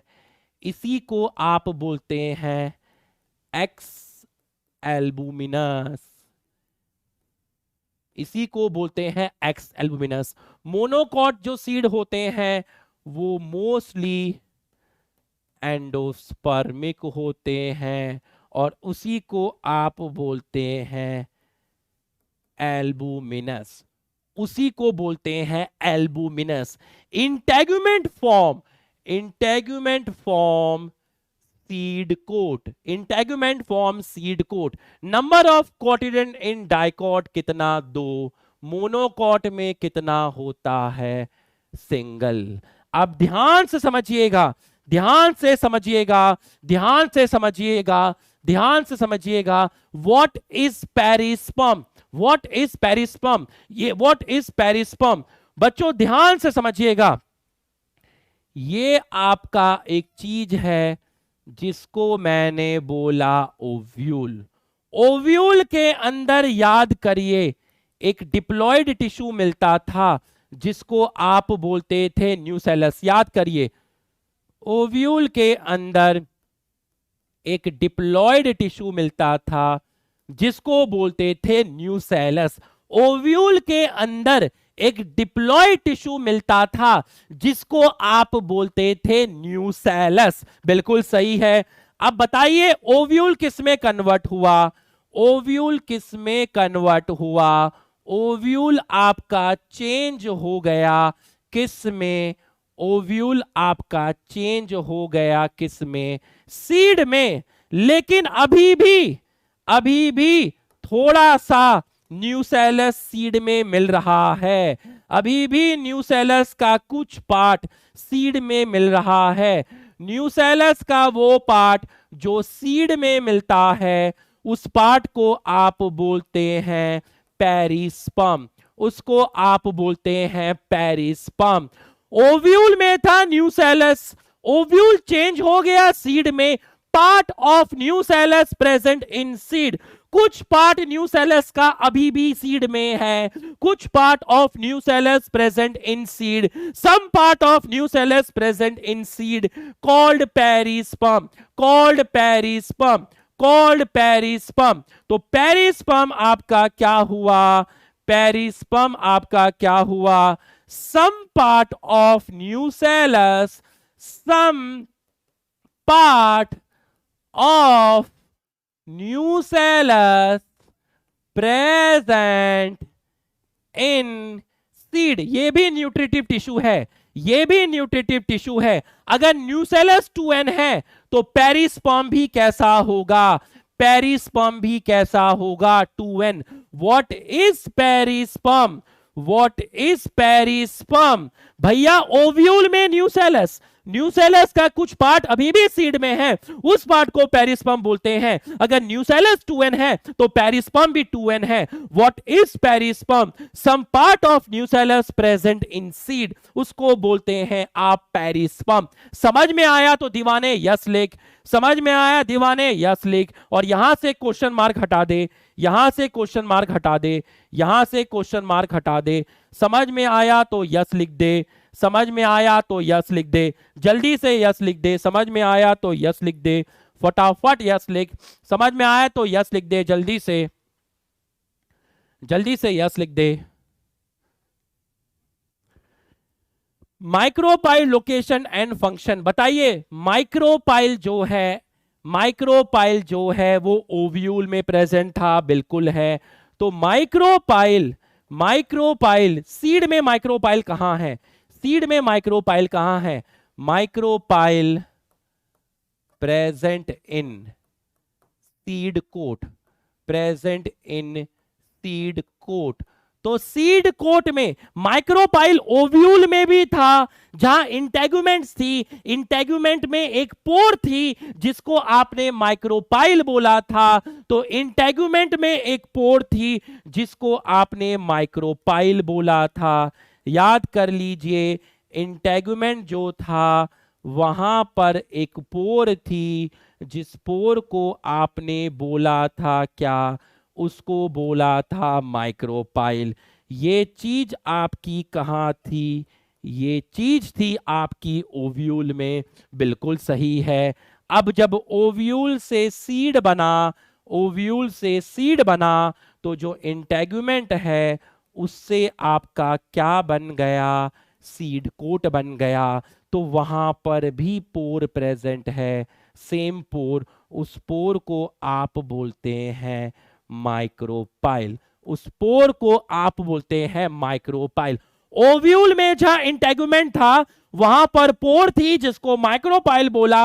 ओव्यूल सीड में चेंज हुआ, इंटेगुमेंट ने सीड कोट बनाया, सीड कोट में एज इट इज वो पोर प्रेजेंट है जिसको बोलते हैं माइक्रोपाइल। तो इस माइक्रोपाइल से क्या होगा? माइक्रोपाइल से होगी एंट्री। किसकी entry? Entry of water and oxygen. Entry of water and oxygen. Seed को जर्मिनेट करने के लिए पानी चाहिए। वो पानी सीड में कहां से एंटर करेगा? माइक्रोपाइल से एंटर कर सकता है, वहां से ऑक्सीजन एंटर कर सकती है। तो बच्चों, ओव्यूल में था आपका इंटेगुमेंट, इंटेगुमेंट में पोर थी माइक्रोपाइल, ओव्यूल चेंज हुआ सीड में, सीड में तो इंटेगुमेंट चेंज हुआ सीड कोट में, वहां भी पोर प्रेजेंट है जिसको आप बोलते हैं माइक्रोपाइल। यहां से गैस एंटर कर सकती है, वाटर एंटर कर सकता है। समझ में आया तो यस लिखिए, समझ में आया तो यस लिखिए, फटाफट यस लिखिए, फटाफट यस लिखिए। समझ में आया तो यस लिखिए और इसको कॉपी में लिख लीजिए, इसको कॉपी में लिख लीजिए, इसको कॉपी में लिख लीजिए, फटाफट इसको कॉपी में लिख लीजिए, फटाफट यस लिख लीजिए।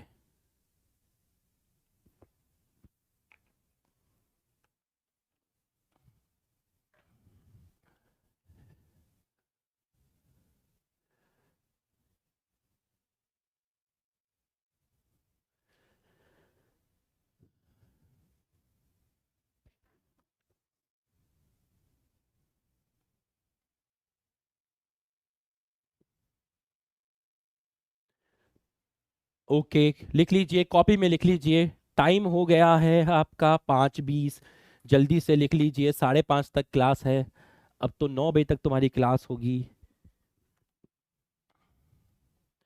जल्दी से लिख लीजिए। नेक्स्ट क्लास में खत्म हो जाएगा, फिर एनसीईआरटी लगा के पूरा वन शॉट दूंगा तुम्हें, 4 घंटे का, 4 से 5 घंटे का पूरा एनसीईआरटी का एक एक वर्ड। जिस टॉपिक का मैंने आपको एनसीईआरटी से भी रीड नहीं कराया, घबराना मत, मुझे सब याद है, उस वन शॉट में सब आ जाएगा, सब आ जाएगा। और मैं आपको एनसीईआरटी के पैटर्न पे ही पढ़ा रहा हूँ। ये जो मैं फिल अप द ब्लैंक्स लिखता हूँ, ये एनसीईआरटी की ही लाइन लिखता हूँ। फिल अप द ब्लैंक्स जो है ये एनसीईआरटी की लाइन लिखता हूँ। आप एनसीईआरटी पढ़ रहे होंगे तो आपको दिक्कत नहीं हो रही होगी, क्योंकि वो एनसीईआरटी की लाइन पे ही लिखा हुआ है।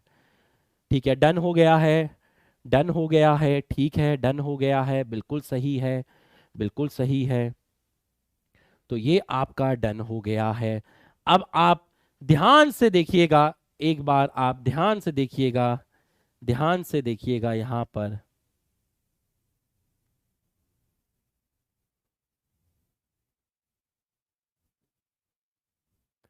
Seed basis of our agriculture, seed basis of our agriculture, seed basis of our agriculture, because why because they show dehydration.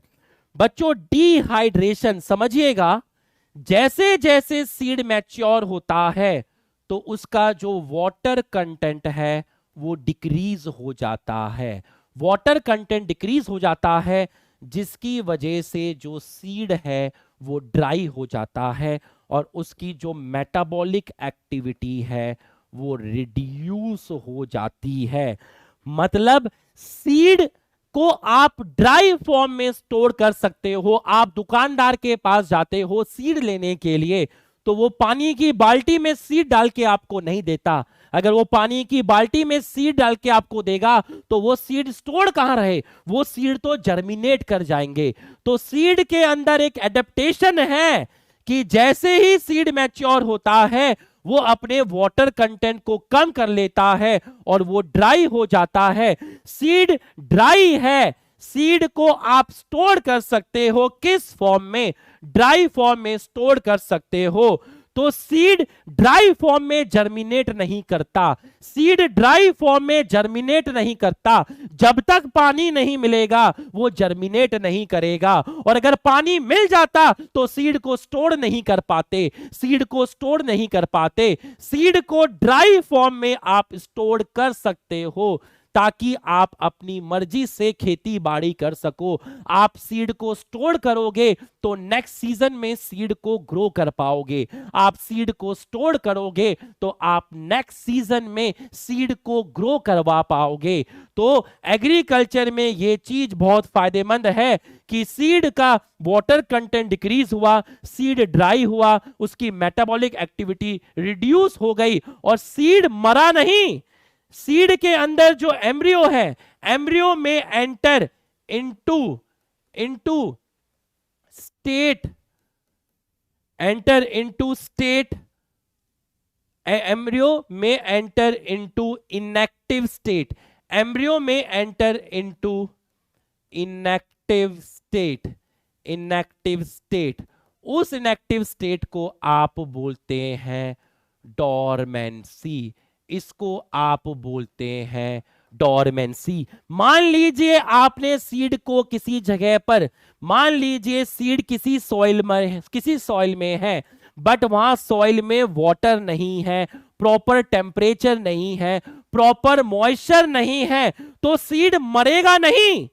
Seed resting stage में चला जाएगा, ऐसे पड़ा रहेगा। सीड ऐसे पड़ा रहेगा, सुस्त पड़ा रहेगा, ऐसे सुस्त पड़ा रहेगा। हे सीड, हां जर्मिनेट कर ले, कैसे करूं, आसपास पानी नहीं है, फेवरेबल कंडीशन नहीं है। हे सीड, तू तो मर गया है, मैं मरा नहीं हूं, मेरे अंदर आलस आ गया है, मैं ऐसे पड़ा हुआ हूं, मैं इनएक्टिव स्टेट में पड़ा हुआ हूं, मैं डोरमेंसी में चला गया हूं। मतलब मैं जिंदा तो हूं लेकिन जर्मिनेट नहीं कर रहा हूं, मैं इनएक्टिव स्टेट में चला गया हूं, मैं बेड पे लेटा हुआ हूं, मैंने 5 पराठे खा लिए, मैंने 10 पूड़ियां खा ली हैं, मैं बेड पे लेटा हुआ हूं, बट मैं पढ़ाई भी नहीं कर रहा हूं, मैं इनएक्टिव स्टेट में हूं। सीड के आसपास पानी नहीं है, प्रॉपर टेम्परेचर नहीं है, मॉइस्चर नहीं है, तो सीड मरा नहीं। सीड के अंदर जो एम्ब्रियो था वो इनएक्टिव स्टेट में चला गया। सीड के अंदर जो एम्ब्रियो है वो इनएक्टिव स्टेट में चला गया, जिसको बोलते हैं डोरमेंसी, जिसको बोलते हैं डोरमेंसी। तो कभी कभी मान लीजिए पानी सीड को नहीं मिला, बारिश कम हुई, तो सीड के पास एक ऑप्शन रहेगा कि वो मरेगा नहीं तो फसल खराब हो सकती है। सीड डोरमेंसी वाली स्टेट में चला जाएगा। And once favourable condition arrive, once favourable condition जिसमें आपका मॉइस्चर हो गया, आपका टेम्परेचर हो गया, आपका वाटर हो गया, तो जब फेवरेबल कंडीशन आएगी तो जो सीड होगा आपका वो जर्मिनेट कर जाएगा। तो इन दो चीजों ने एग्रीकल्चर को सपोर्ट किया, डोरमेंसी और डिहाइड्रेशन। सीड का वाटर कंटेंट कम होना, इसका मतलब सीड को आप स्टोर कर सकते हो काफी टाइम तक, इसको आप बोलते हैं डिहाइड्रेशन। उसकी मेटाबॉलिक एक्टिविटी कम हो गई, सीड सूख गया, स्टोर कर लो, तो आप सीड को स्टोर कर सकते हो ड्राई फॉर्म में। Seed can be stored in dry form for next season,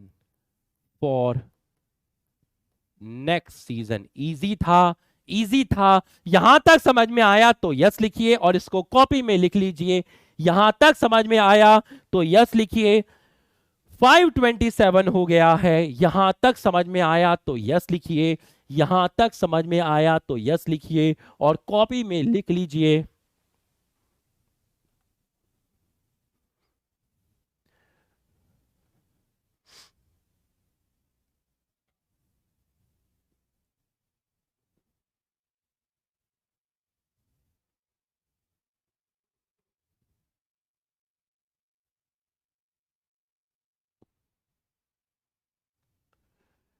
लिख लीजिए, कॉपी में लिख लीजिए, बस लगे रहना, बहुत अच्छे से लेके चलेंगे। बॉटनी पेपर आसान आया है, एनसीईआरटी बेस्ड आया है, वैसे ही पढ़ना है। एनसीईआरटी में जो चीजें दी हैं उसको वैसे ही पढ़ना है, उसको घुमा फिरा के डिफिकल्ट वे में नहीं पढ़ना है। मैं बिल्कुल देसी आदमी हूं, देसी भाषा में पढ़ा रहा हूं, एकदम वैसे का वैसे ही पढ़ा रहा हूं। तुम देख लो, कोई नमक मिर्च नहीं लगा रहा, बिल्कुल जैसा होता है उसको वैसे ही एक्सप्लेन करता हूं। ऐसे ही पढ़ना है, ठीक है। और ये एनसीईआरटी दुनिया का कोई भी टीचर पढ़ाए उसके पढ़ाने से सिलेक्शन हो जाता है। इसके लिए टीचर कोई एक्स्ट्रा ऑर्डिनरी नहीं चाहिए, कोई बहुत खतरनाक कॉन्सेप्ट नहीं आता। भाई इंडिया में इतने सारे कोचिंग इंस्टीट्यूट हैं, यूपी में जाओ, दिल्ली में जाओ, मध्य प्रदेश में जाओ, साउथ में जाओ, हर जगह पर हर कोचिंग में अच्छे टीचर मिलते हैं। कोई भी इस एनसीईआरटी को पढ़ाएगा, उसके अच्छे नंबर आएंगे, उसका सिलेक्शन हो जाएगा। अभी मैंने बहुत सारे बच्चे पढ़ाए, तो उनके सिलेक्शन का क्रेडिट मैं नहीं ले रहा भाई, उनको मेरी जगह कोई दूसरा फैकल्टी पढ़ाता, वो भी अच्छा पढ़ाता, तो भी सिलेक्शन हो जाता भाई। ठीक है, एनसीईआरटी बेस पेपर आ रहा है। हम तो बस इतना खुश हैं कि हमने रिस्पेक्टेड अलग सर को कहा कि हम अपने घर से पढ़ाना चाहते हैं, because my parents they are growing old, तो उनको मेरी नीड है। तो सर ने इस रिक्वेस्ट को माना, हमें वहां से यहाँ भेज दिया। भाई इससे बड़ा किंग कौन है जो अपने माँ बाप के साथ रह रहा है? बस यही मेरे को चाहिए। कोई कंपेयर नहीं चाहिए, किसी के साथ नहीं चाहिए, ना मेरे को किंग बनना है ना मैं हूँ। अपन अपने पेरेंट्स के लिए है, बस जो है। समझ में आया? और एक मामूली सी फैकल्टी है, ये साला कोई भी पढ़ा देगा, कोई बड़ी चीज नहीं है। मैं नहीं पढ़ाऊंगा तो दूसरा टीचर पढ़ा देगा, सिलेक्शन तुम्हारा तब भी हो जाएगा। बस किसी इमोशन में मत रहना, अच्छा कंटेंट दूंगा, बढ़िया से पढ़ना, बस। और कुछ नहीं भाभी ओ भाई, और कुछ नहीं बाबा। समझ में आया? कोई घमंड नहीं आएगा, कोई एटीट्यूड नहीं आएगा, यही है भाई सब कुछ। बस माँ बाप के साथ रहने का, और कुछ नहीं है भाई। समझ में आया? क्या है इसमें बताना जरा, क्या पढ़ाया एक्स्ट्रा? क्या कुछ क्या पढ़ाया? क्या इसको कोई दूसरा टीचर नहीं पढ़ा सकता? बताना जरा।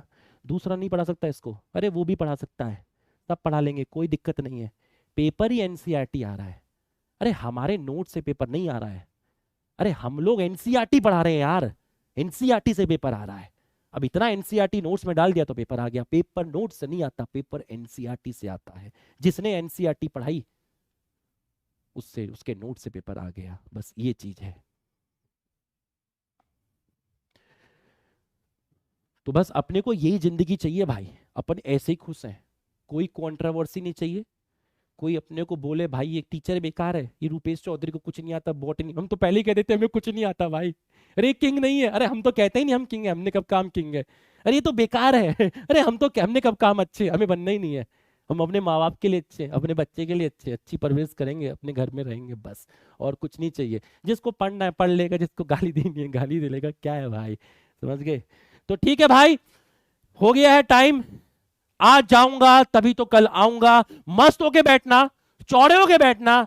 जब तक मेरे साथ पढ़ोगे, पूरा सेशन पढ़ोगे, साला स्ट्रेस में नहीं आने दूंगा, बिल्कुल रिलैक्स होके बैठना, बिल्कुल ठीक है भाई। फिर आएगा। Thank you.